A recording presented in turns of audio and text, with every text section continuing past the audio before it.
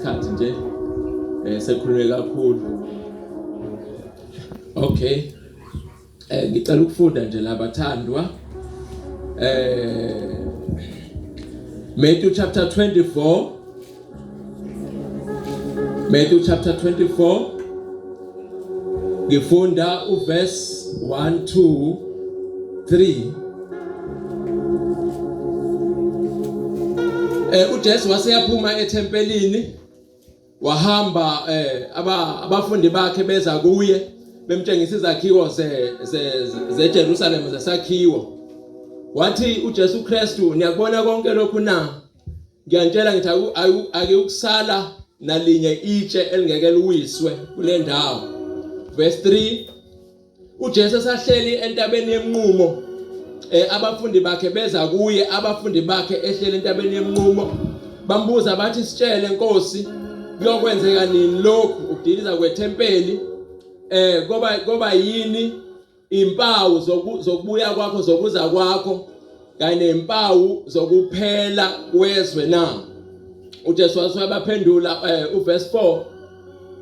uJesu wabaphendula wathi, qaphelani ningadukiswa umuntu, qaphelani ningadukiswa umuntu, qaphelani ningadukiswa umuntu. La bathandwa esifunda khona, angiqale nje ngokusho ukuthi siyabazalwane noma siyibandla noma siyabantu, isikhathi esikusona isikhathi esinzima kakhulu.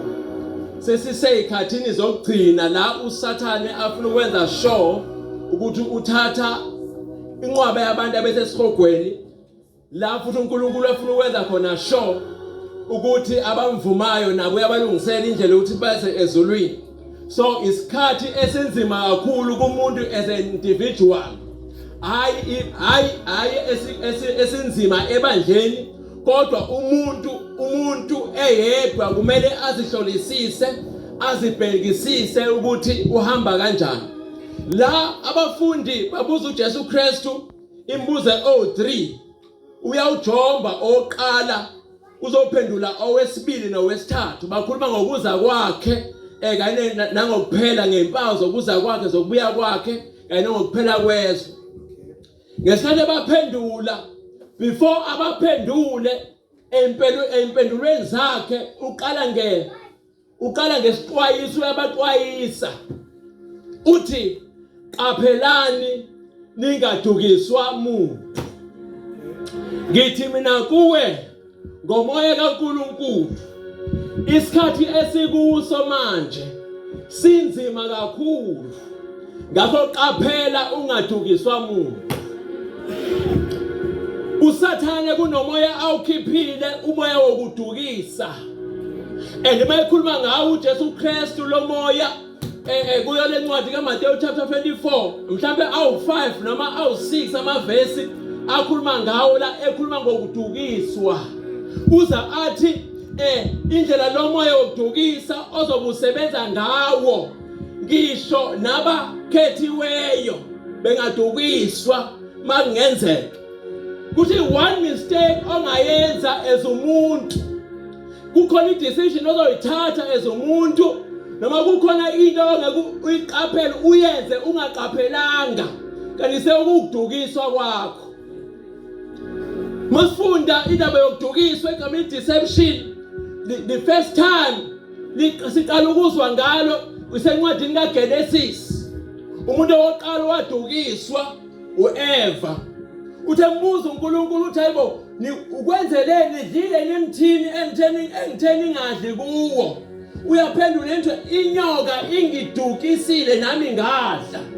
Ngesikhathi umuntu odukiswayo, ngesikhathi edukiswa, yena akaboni ukuthi uyadukiswa. Kepha mangabe sedukisiwe, kwase kwenzeka ke inkinga noma umphumela wokudukiswa ubona lapho ukuthi usedukisiwe sekulate. Abantu abathagethwe kakhulu kulesi sikhathi sokugcina ukuthi badukiswe abantwana bakaNkulunkulu. uJesu Kristu la usho kubantwana babakholwa uye ukuthi qaphelani ningadukiswa umuntu. And lo moya wokudukisa, indlela osebenza ngayo, usebenza uhlukene igaba ezintathu. Ngaphambi kokuba ukudukise lo moya, uyakwazi ukwenza wena ofuna ukudukisa ukuthi uzidukise wena noma uzikhohlise wena.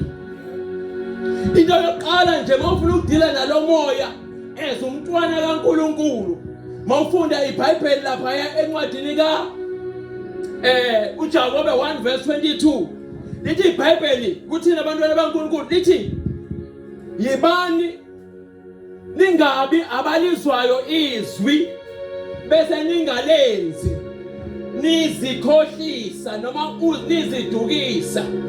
Mangabe ungalenzi izwi umntwana kaNkulunkulu, awukhohlisi uNkulunkulu, awukhohlisi umfundisi, kepha uzikhohlisa wena. So indlela yokuqala isitha sisebenzisayo ukudukisa umntwana kaNkulunkulu ukumenza ukuthi alizwe izwi kepha engalenzi. Bongalenzi izwi kaNkulunkulu uzodukiswa. Ngixoxele nje lithi izwi kaNkulunkulu nifundisiwe la, lithi izwi kaNkulunkulu khulekani ngaphezi, lithi izwi kaNkulunkulu khokhani ishumi. Yayizwa leyo ufundiswe usho izwi kaNkulunkulu. Wena mawungalenzi izwi likaNkulunkulu uyazikhohlisa kuleyo ngxenye yempilo ongalenzi kuyo. Yezwakala.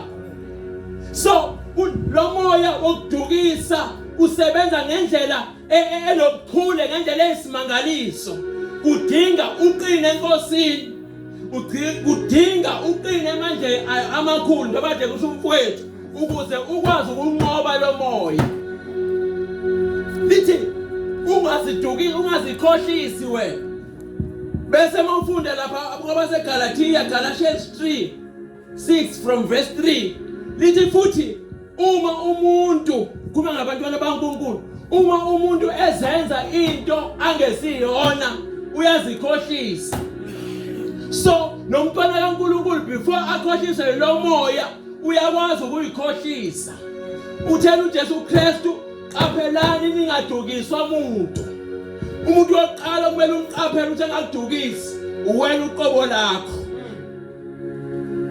Bese kuba khona umuntu wesibili okumele umqaphele ukuthi angakudukisi. Lokho uyokuthola lapha lo myalezo is just a warning, lokho uyokuthola lapha mawufunda ngoba seThessalonika u2 Timothy wesibili chapter 3 lithi bengithandake sifunde la, lithi iBhayibheli ngezikhathi zokugcina, ngicela ukufunda nje ngezikhathi zokugcina lesi esikuzo, ngicela ukufunda nje la 65 minutes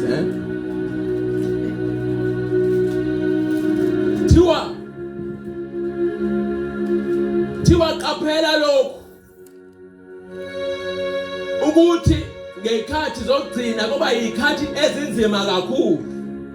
Bese kuthiwa abantu bayoba abayithandayo bona, babe abathanda imali, babe abaphakeme, babe abahlukumezayo, babe abangabalalela abazali, babe abangabongi, babe abangenabungcwele, bangabi naluthando, bengaxoleli, bengayibambi, bengayithibi, bethanda okubi, bethanda injabulo kunokuthanda uNkulunkulu. Ikhathi zokugcina lezi. Bese kuthiwa ke wena mntwana kaNkulunkulu, kuthiwa ke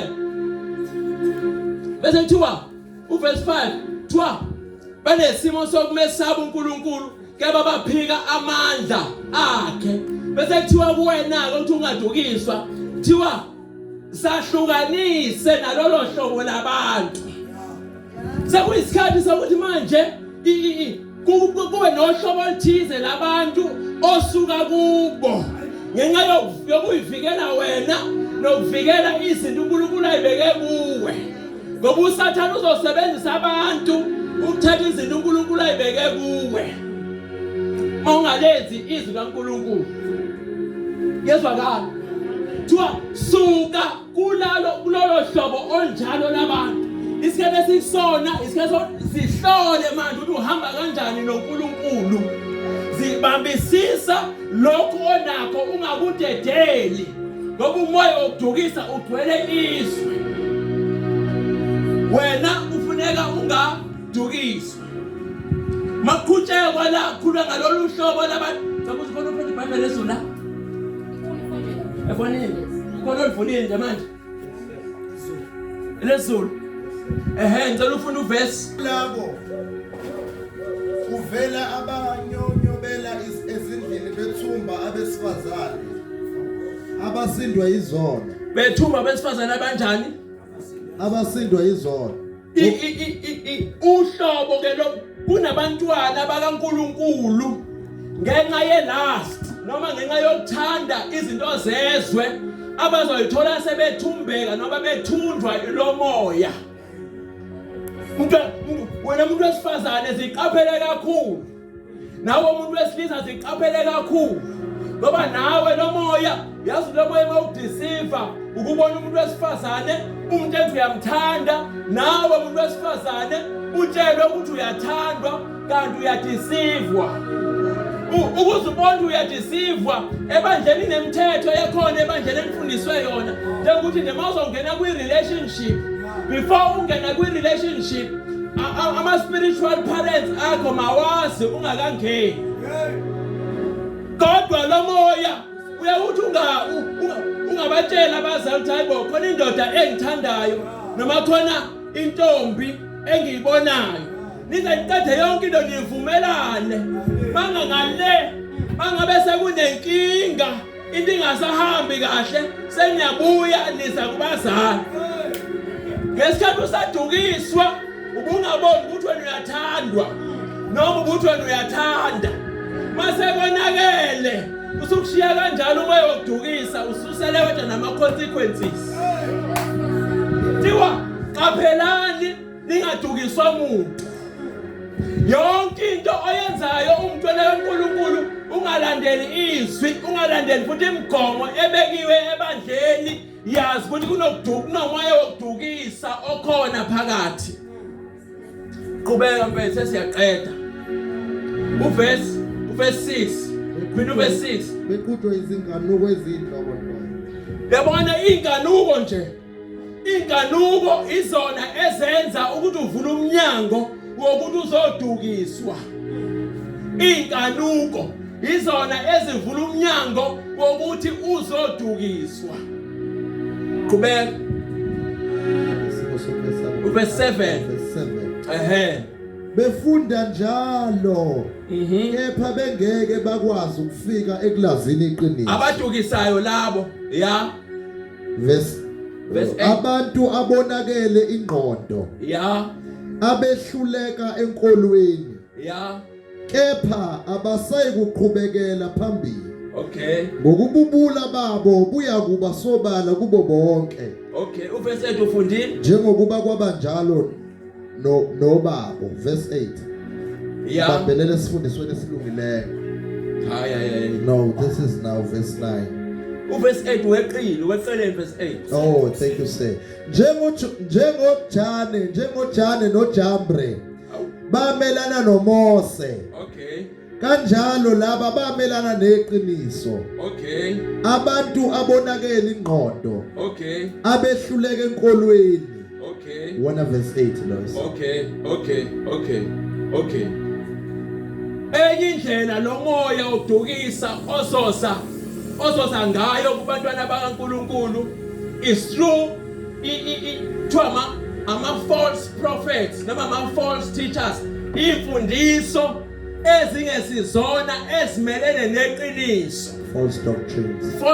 So kumele ubambelele ezwini kaNkuluNkulu, ubambelele kulokho abazali bakho bakamoya abakufundisa khona bese uyakwenza. Kukhulumekela kuthiwa njengoJambre noJanes bamelana noMoses. uJambre noJambres lo ingane kalokuzana. Ngiyamkhumbula uBhalamu. Ingane kaBhalamu phela. uBhalamu wayedume ikingdom yonke yase-Egypt ekhona ngaleso sikhathi. Wayewumthakathi owaziwayo noma witchcraft, waye magician eyaziwa indawo yonke. Phela ngikhumbula ukuthi zonke izizwe ngalesa sikhathi bayikhonza uNkulunkulu ngendlela eyithanda ngayo. Kukhona abantu abambalwa abahamba noNkulunkulu, uNkulunkulu eyiveza kulabo bantu. So ngesikhathi sombuso wokuqala okhona lemhlabeni, i-Egyptian kingdom, inkosi yaseGibhithe, ngifuna ukukhuluma ngoJamrese sesiyavala ngoba ubaliwe kwabadukisayo. So inkosi yaseGibhithe kuyaba nephupho lapha eliyisimanga. Iphupha ivuka iqoqela uBalaam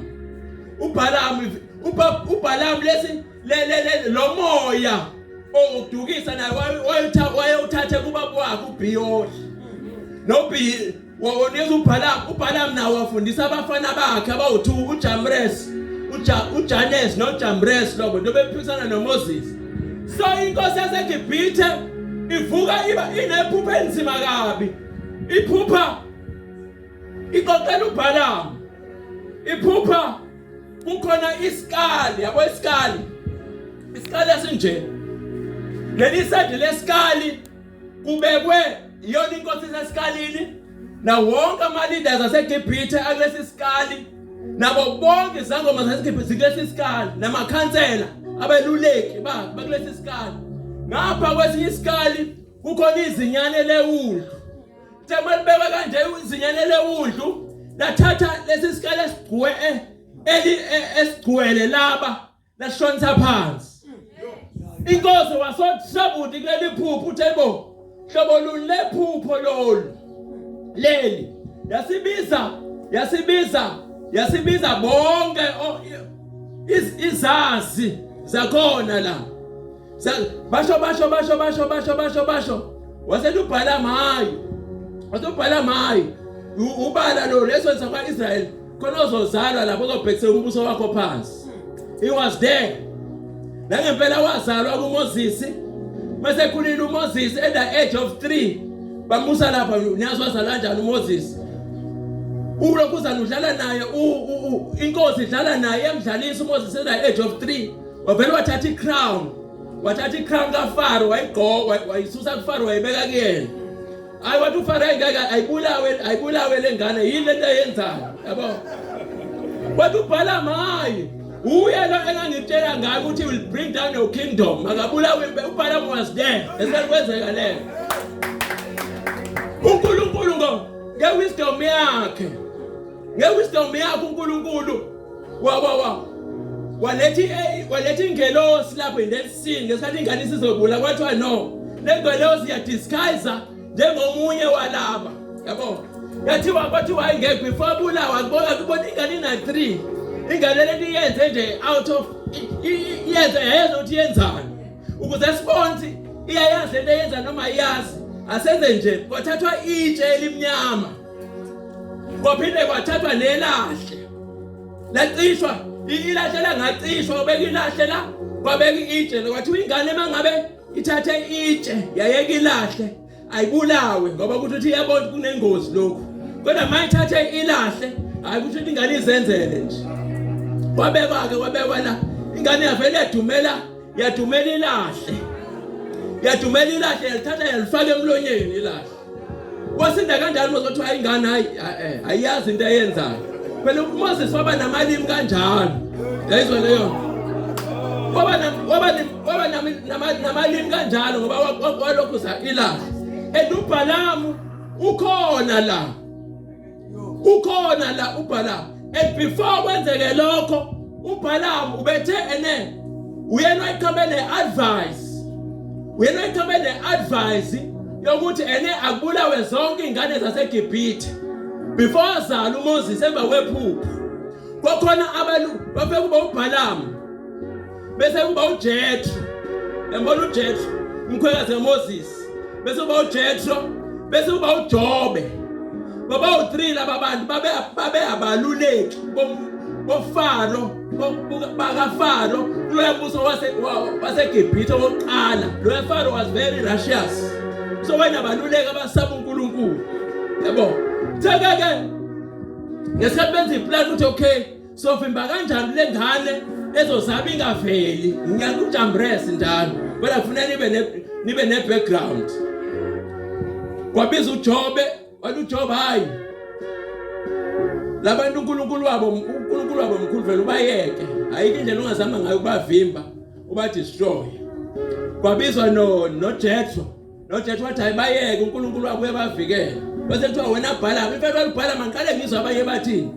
Wasethi uBhalaam ukhokho wabo wake wazanywa wafaka emlilweni. Mawuthi bazama ubaqede ngomlilo udlala ngesikhathi. Abraham wafaka emlilweni. Uyayazi ke le. Manje mazama ubaqede ngomlilo udlala ngesikhathi. Waphinda kwamathi uzama ubaqede ngenkemba futhi udlala ngesikhathi. Ngoba nenkemba uAbraham efuna ukubulala uIsaka ngenkemba, inkemba ayisebenzanga. Kwakhona ilokuzana iwundlu. Mangabe futhi wamentinate mawuthi uyabagqilasa udlala ngesikhathi sakho ngoba basebenzamile ubagqilasa kodwa abanda kakhulu. Mawuthi uyabagqilasa udlala ngesikhathi sakho ngoba nangu ukhokho wabo uJakobe babamgqilasa 14 years kodwa wa-multiplier. So awuzama into engakazi izanywe kubona sponge ngoba konke okunye kwazanywa kwangaphumelela. Uyenako seqhama neplant abaphoswe ke manje emfuleni. Endini mobe phoswa emfuleni nakhona futhi bayanda. Ila athi bakhona kuBhalaam wahamba washiya ingane zakhe lezi aseyithenile uJamres noJanel.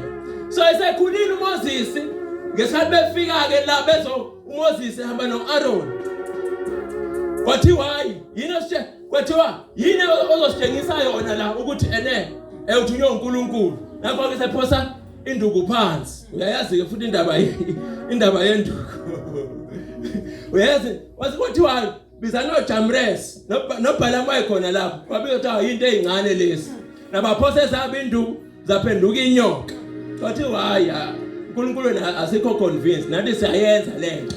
Bayazi ukuthi amandla abo is not the ultimate power, but nathi siyayenza lento. Awuyiphendulele induku yakhe ibuyele endukwini. Bayiphendula induku zabuyele endukwini. Nanso-ke imhlola le nduku kaAaron isigwinya ke zonke lezi induku ekade ziyinyoka. Ilapho uBhalaam adikila khona wahamba wasuka eGibhithe wasala oJamres noJamre amadodana akhe. Ibona ke labantu beopposa uIsrael njengoba kade nje uNkulunkulu nesithotho nabo bezama ngalawo mandla. So kunamandla akhishiwe ebusweni bomnyama ukumelana neqiniso, ukumelana nevangeli, and lisa through religion. Yabona manje discuss ukuthi ubambelele ku spiritual father sakho. Wenze lokhu akutshela khona. Uqhubeka futhi umkhulekele. Ngoba uyena who's taking care of your souls. Ungakwenzi noma yini futhi otshelwa yona, make sure uyayihlola ezwini likaNkulunkulu ukuze ungadukiswa. uNkulunkulu anibusise.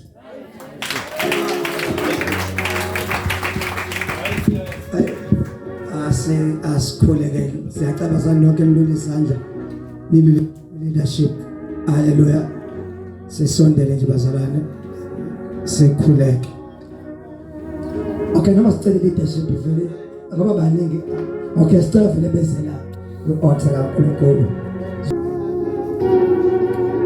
Cela mic ngoba sikhule wasothatha imic sizovela ngemela mina. Ngicela ibandla lami lisumele ngenyawo siluleni sonke silule izandla. Yes. Ngicela sonke silule izandla bazalwane ku leadership. Hallelujah. uNkulunkulu ababiyele, uNkulunkulu omangcwele abafihla kuze kufike isikhathi sokhethwa. Amen. Futhi kube khona ukuthula, so sebesabona as the point of contact ukuthi kube khona ukuthula kuyo yonke ANC. Akhona sizwile ukuxokozela akukho ehamba nathi kuphela, kukhona everywhere la khona iANC. Hallelujah. So siyathanda uNkulunkulu through them as we are praying for them and ukuthula wonke ama-region akhona nokwi-South Africa yonke egameni likaJesu. Ngiyacela sithandaze. Siyathandaza uNkulunkulu othongcwele. Siyathandaza uNkulunkulu othola amandla. Akekho uNkulunkulu njengawe kama uthi ungcwele. Government shall be upon your shoulder. Egamele Nkosi yethu Jesu Kristu. Baba sikhulekela intando yakho ukuthi yenzeke kubantwana bakho egamele Nkosi yethu Jesu Kristu. Baba wonke umoya umelene leadership yabo. Siyamelana nalowo moya in the mighty name of Jesus Christ. Baba bathulile ithembiso zabo. Phambi kwalapho naphambi kwabantwana bakho. Baba, we pray for increase. So we must fulfill all the Lord of our services. And the Lord said to Jesus Christ, let us come against every political division in the mighty name of Jesus Christ. Conflict, political police in the mighty name of Jesus Christ. Baba, Scabiela, Baba, the blood of Jesus Christ, Baba, the enemy shall not have them. Baba, we assign angels to protect us against their adversaries. Thank you, Jesus. In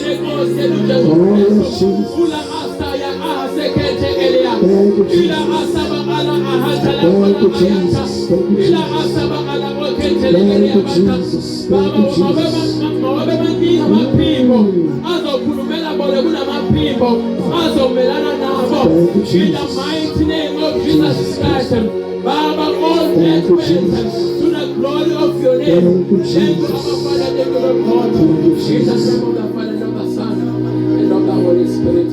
Hallelujah. Amen. Kulangula Moses ko lang tsini musa ko bapes ko. Ichaza na zane njela odeshwa ngasikhombisa iChrist kaNkulunkulu elilandela ubusuku bonke. Nabantwana bene emzini yene ekhaya nemoto zenu konke kubizwa ngegama leni uNkulunkulu mangcwele kangimboze egameni likaJesu Kristu waseNazaretha. Amen.